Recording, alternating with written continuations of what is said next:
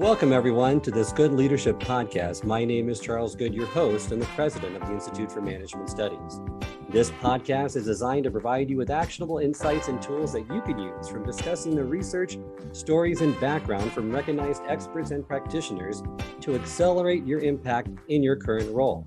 My goal is what we've discussed today will be immediately actionable and useful to you, and I'd love to hear your comments for this episode about what you're planning on implementing. Today, I'm so grateful to be joined by Dr. BJ Fogg, who is the founder of the Behavior Design Lab at Stanford University. In addition to his research, he teaches industry innovators how human behavior really works, and he created the Tiny Habits Academy to help people around the world. He lives currently in Northern California and Maui, splits his time between both, and really his work is foundational in behavior design and habit science. A lot of the best-selling books that are out on the market right now depend and rely and refer to his work as the foundations of what they cover in their books and studies. So welcome to the program, BJ.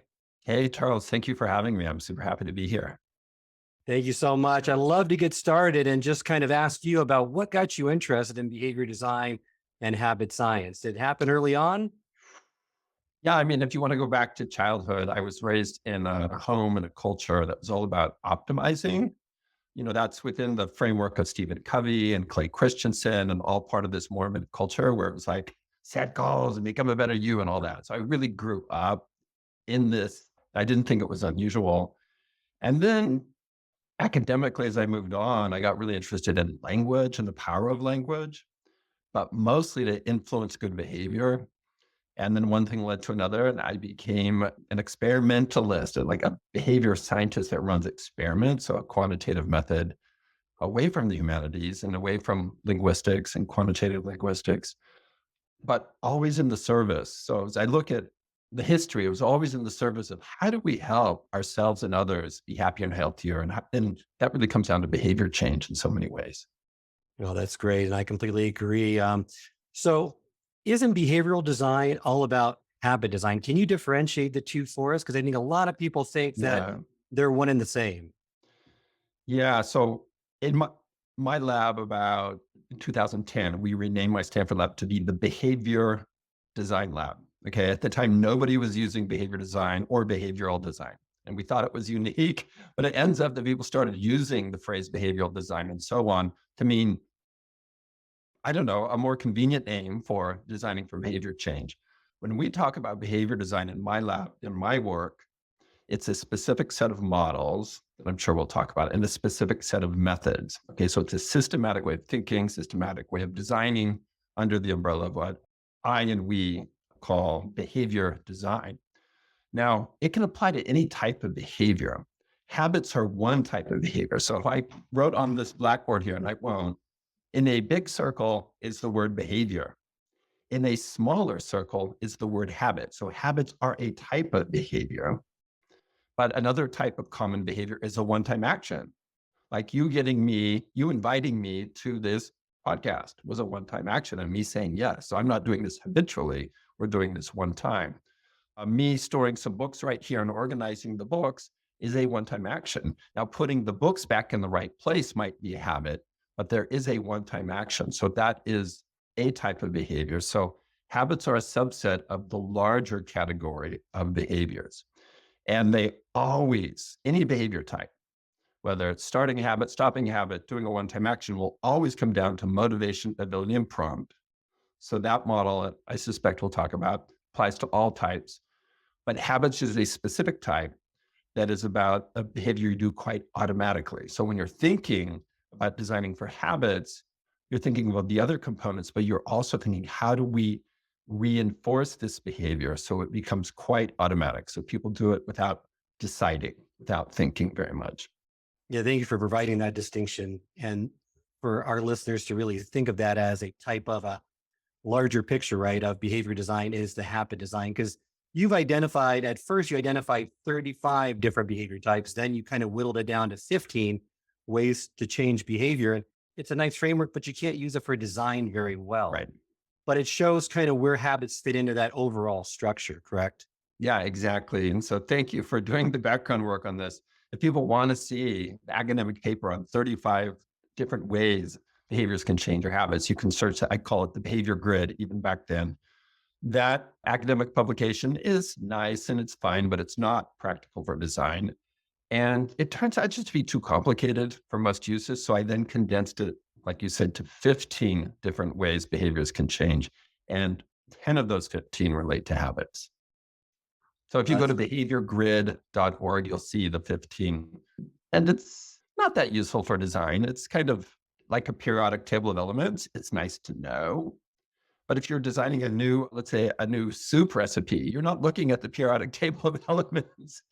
You might use it for analysis, but you wouldn't use it for design. Same thing with the behavior grid. that is true, but we'll have that in the show notes just in case people want to refer to that. Love to kind of go into now more of a practical framework and kind of that model that you have that is so useful. And the first step that I always hear a lot of people of is that they know what to do, but they don't do it. And it speaks to that information action Yeah. fallacy, that just because you know what to do, just because you know what it takes to lose weight, to give more exercise, doesn't mean you're necessarily going to do it. Why is there a disconnect in Yeah. this piece I'm of the gonna model? I'm gonna push back a little bit on this. I know you know this, Charles, but just to clarify for people watching and listening, people may think they know what to do. Oh, I've got to limit my carb intake. I've got to eat more leafy greens. But those aren't actually behaviors. Those are more like I call them aspirations. They're general types of behaviors. They're not specific behaviors. So to eat fewer carbs, that what is the specific thing you do? Well, you would say no to bread at the restaurant. You would not buy crackers and bring them home. You would, et cetera. So you break it down into very specific behavior. So I think from the outset, one of the problems that people have with good intentions trying to influence their own behavior or others is they stay in that abstract level of eat fewer carbs or eat more leafy greens or exercise more. None of those are specific behaviors. So first you got to get down to being really specific, and then you can start designing for that behavior. And I think that's a lot of the issue with New Year's resolutions, because this episode's going to air close to the beginning of the new year. And Yeah. I find that those same issues with those types of wishes, right, that we have in the new year is that very vague, high level, that Yeah. aspiration or outcome, but you don't quantify it by identifying those observable behaviors. Yeah, exactly. Let me give an example from my own life. About a month ago, I decided I'm going to read more. Okay. And I'm going to read stuff that is not nonfiction, work related, academic. Okay. Right? So I end up reading a lot, but it's not like novels or leisurely stuff because I probably don't have to explain why many of us have this problem. So I thought, okay, I want to read more. That's the abstraction. The specific was, well, what am I going to read and how am I going to read it? When am I going to read it? So I decided to buy a Kindle, which really, I thought, okay, I'm going to read on Kindle, not on this or not in a book and so on. And I picked some specific fiction books that I wanted to read. And I designated specifically when I was going to read those. So I went from that abstract thing, like read more stuff that doesn't relate to my work, down to the specific behavior, including the technique and the content that I was going to tackle. And that kind of specificity for many things, maybe not for everything, but for many things, changes the game between not doing it and just being frustrated, like, oh, I didn't read more, to actually reading more, which I am doing. And it's kind of weird. It's kind of weird to read stuff that's not work related, but I'm liking it. That's great. And we're going to get more into this model right now. So you say that behavior happens when three things happen. So if you could unpack that a little bit for our listeners, that would be great. Three things: to motivation to do the behavior, ability, and prompt. So it's MAP, motivation, ability, prompt. And each of those are different components, but when they all come together, behavior happens. One way to think about it is like fire. Fire happens when you have fuel and you have air, oxygen, and you have a spark. And when all those three things come together, fire can happen. If you're missing any one of those things, the fire won't happen. If you have no oxygen, it won't happen. If you have no spark, it won't happen. If you have no fuel, it won't happen. So that's the same way to think about this model. You've got motivation, ability, prompt. When they converge at the same moment, the behavior can happen. If any piece is missing, the behavior won't happen. Now, many people think that you should start with motivation. Why is that the wrong place to start? Well, yes and no. um, it depends on the type of behavior. The way you design for one-time actions is different than habits. And Charles, I've worked together and you've trained with me, so you know this, and you know that within the limited time frame, I won't be able to pack all of this. But let me answer your question. For habits, if you're designing for habits for yourself and others, you actually do start with motivation, but it's you pick a behavior that you're already motivated to do. Okay. So if it's like, oh, I want to read more, don't get specific and say, oh, okay, I'm going to read Chaucer. I hate Chaucer, but I'm going to read Chaucer. Okay. I think Chaucer's kind of cool. I'm just using that as a weird example. So you pick something that a behavior that you already want to do. So the motivation is attached to the behavior already.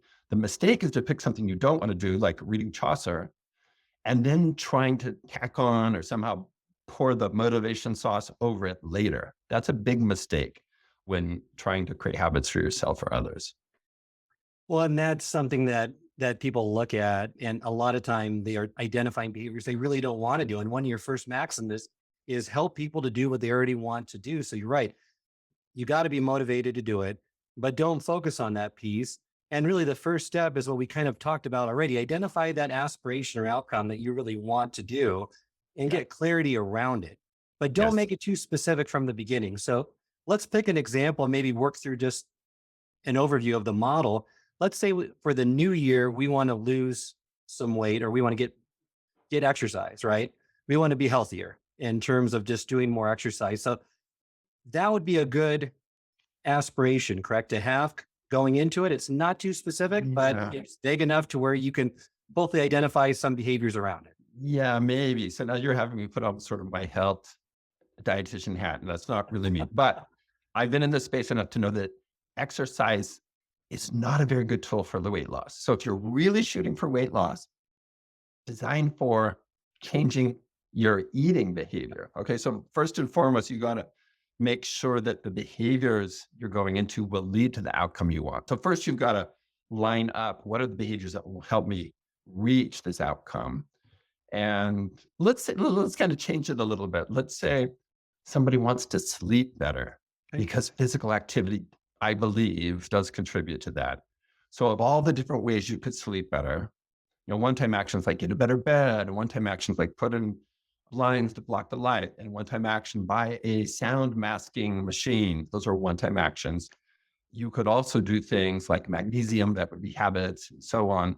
And one of them would be physically active during the day, right? And so now would it be lifting heavy weights or would it be more kind of low grade cardio? And I'm guessing it's the second, it's a guess here, but like you're indicating, you start with here's what I really want. I want to sleep better. And then you break it down into what behaviors will help me achieve that. And then you pick among those. I mean, there's 20, maybe 50 different ways, things you could do to help you sleep better. Among those, which ones are the best match? And I call those golden behaviors or golden habits. So you pick the ones that you want to do, you pick the ones that you can do, and you pick the ones that are going to have impact. Impact's important, because if you pick something like, I'm going to watch TV late at night that's going to help me sleep better, that may have the opposite effect. So you've got to make sure that behavior is having impact in the direction that you want. So the three components of a good match for a golden behavior, a golden habit, are you want to do it. Don't pick something you don't want to do. You can do it, and it will have impact in taking you to the outcome that you want.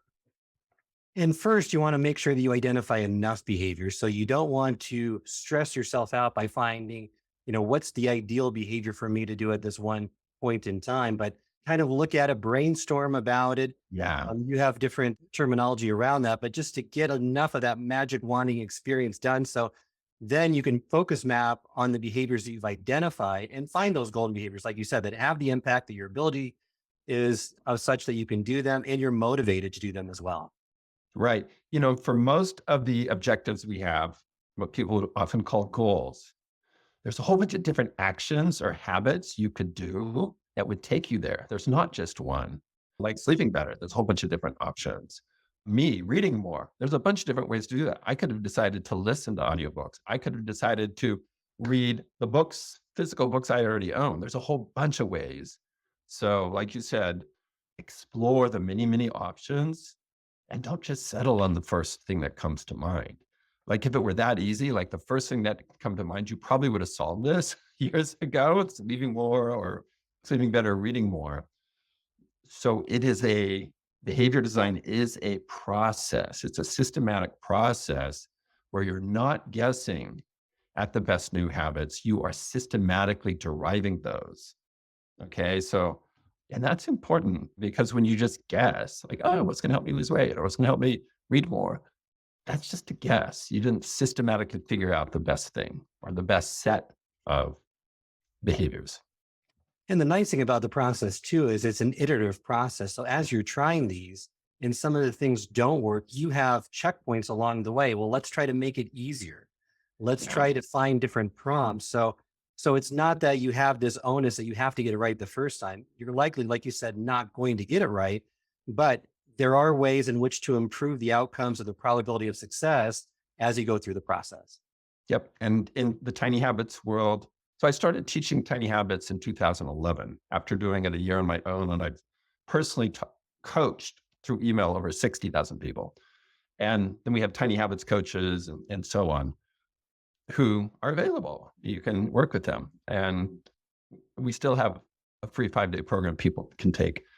In the tiny habits world, we call that practice and revise. So you put something into practice, and if it's not working, you revise it. And if it is working, you keep going. But if it's not, you revise it. And that is not a failure. It's part of the method. That revision, iteration is part of the method. And that really takes a big burden off a lot of people who think, oh, I'm going to set a goal and then I have to be perfect at achieving the goal or somehow I'm flawed. Every single one of those things is not the best way to do it, right? You come up through design the best new habits. It could be more than one. You design it into your life and then you put it into practice and you iterate if needed. Okay, notice that's radically different than the idea of I'm going to write this thing on a poster and I got to be perfect and I'm going to check it every day. And if I miss any day, I'm a failure. Right? That's not how you succeed or progress in changing your behavior or anybody else's for the long term. That will work temporarily, right? But in the long term, that does not work very well. Well, that's great advice. So we've talked a lot about individual behavior change. How do we change the behaviors of groups or tribes? Ooh. I gave a keynote about a month ago and I didn't have time to answer this particular question. So I recorded a video to answer and I sent it to the organization. It's a 10-minute video because there's a systematic way to think about it. And one is some of the dimensions. So again, behavior change is a system, everybody. You can think about it systematically. And the dimensions to think about here in terms of the group is, do we want everybody to do the same behavior or are they doing a bit different behaviors? So within an employee wellness context, you might say, no, we want everybody to do the walking challenge. Or you might say, no, we want everybody to do whatever physical activity they want to do, right? Pick your own behavior. And then the other cross-cutting, and it ends up being a 2x2, is do we want just anybody to join the walking challenge or do we need everybody to do it? The first one's more like a startup. Hey, here's this app. Anybody can use it. Sign up. We don't care who first million, 5 million here use it. The second one is more like employee wellness or community health, where we have a population and we need to help that population be more physically active or share knowledge more or be more creative, right? And so it ends up being a 2x2 when you map those out. And then the way you design for each of those 4 quadrants is different. So now I'll give you the simple version. So that's the sophisticated, that's the right systematic way. The simple answer is be very specific about what you want people to do and make it really easy. Okay. That's just a good general approach to anything. So I'm pretty confident that if people don't want to geek out or study with me or dig into my work or get into that 2x2 framework and just want a shortcut, the shortcut is be very clear and specific about the behavior and make it really easy for people to do. Simplicity changes behavior. It's the most powerful, I think, influence technique there is make it really easy. That's great advice. You've also mentioned in the past having like a destination group, right? Which is kind of that community that's already doing what you aspire Yeah. to do. So you can get involved with that, or a journey group where you join other novices on that same journey with you to help inspire, motivate, and keep you moving along. Yeah. And so it was work in my Stanford lab about 5 or 6 years ago, where we looked at how to help people change together. So we called the project Change Together. And it turns out there are patterns for doing this. And one is whether you use a destination group or a journey group. Destination means you're joining people that have already achieved it. Journey group is like, we're all figuring it out together. And one or the other depends in part on how complex the behavior is. Mm. If it's a super simple behavior, then you can just join other peers, like let's say walking every day. You don't need a guide. You don't need a big coach. You don't need a lot of sophistication. Most people know how to walk. And so you help each other walk. Where if it's something like changing how you eat in a very specific way that has a lot of nuance and complexity, then you want probably a coach and to join a destination group, a group of people who are already eating in that way, because there's probably a lot of details and a lot of skills and other things that you need that you won't get from novices.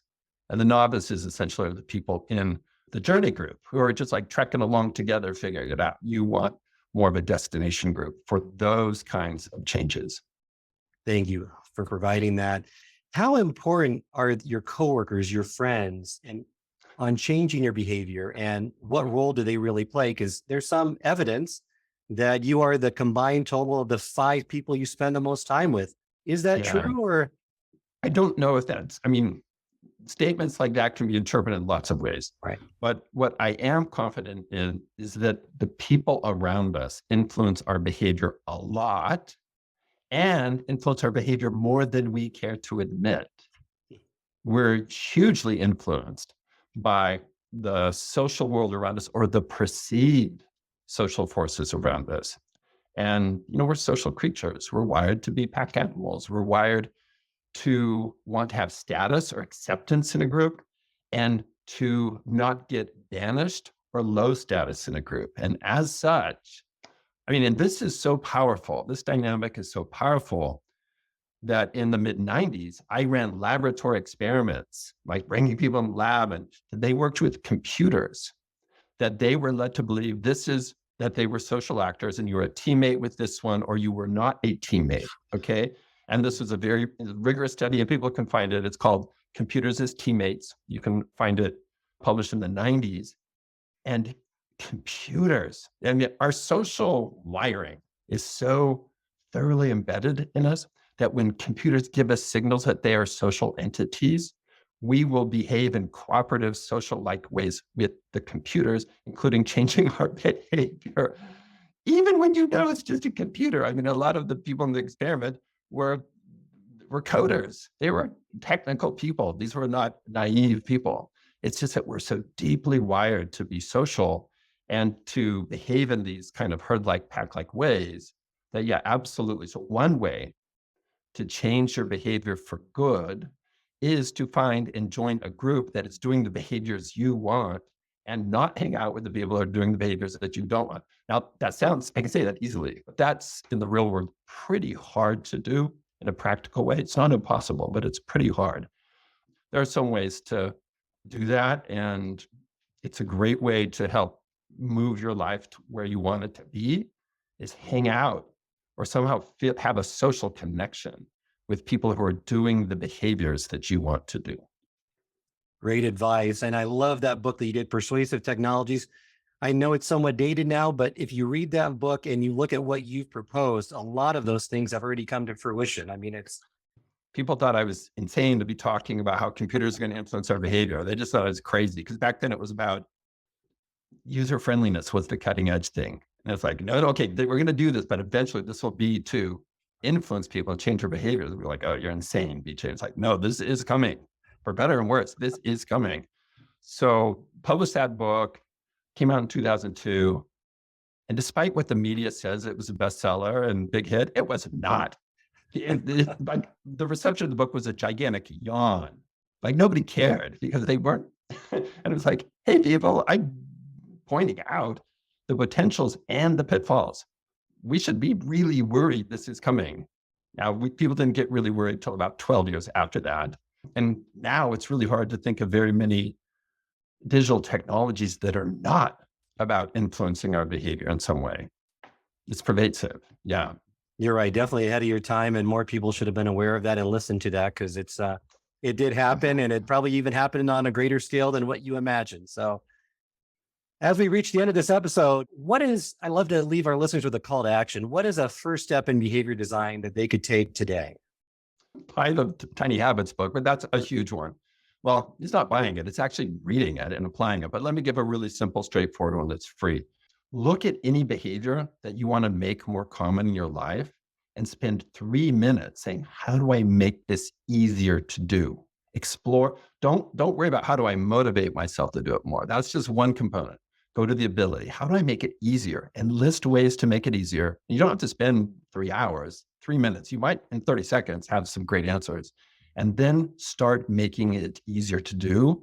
And in that way, you could start playing around with your own behavior. In other words, being like a scientist of your own behavior. And you're going to see the power of one, being deliberate in the design, and two, how simplicity changes behavior. So that's probably the simple, practical thing I would suggest.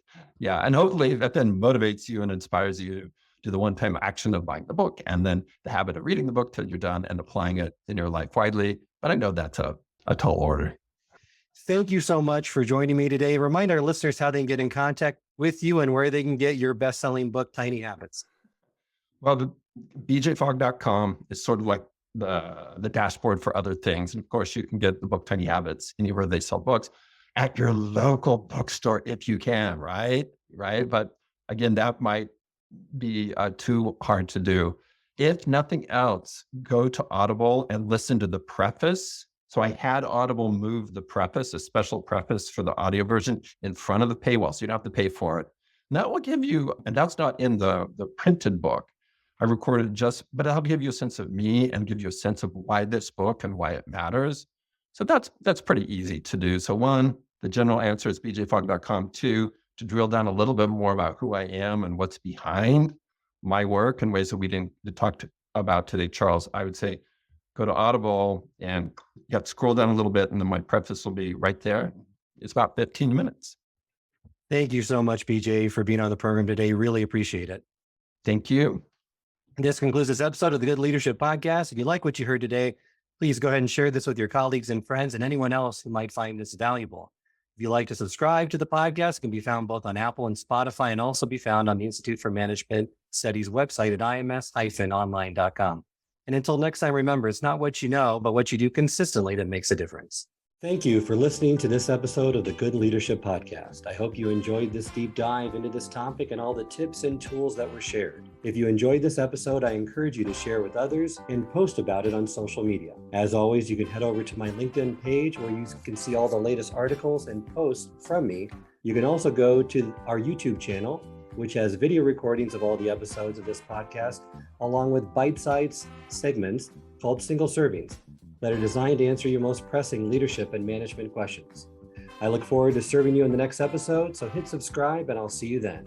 Remember, until next time, it's not what you know that counts, but what you do consistently that makes a difference.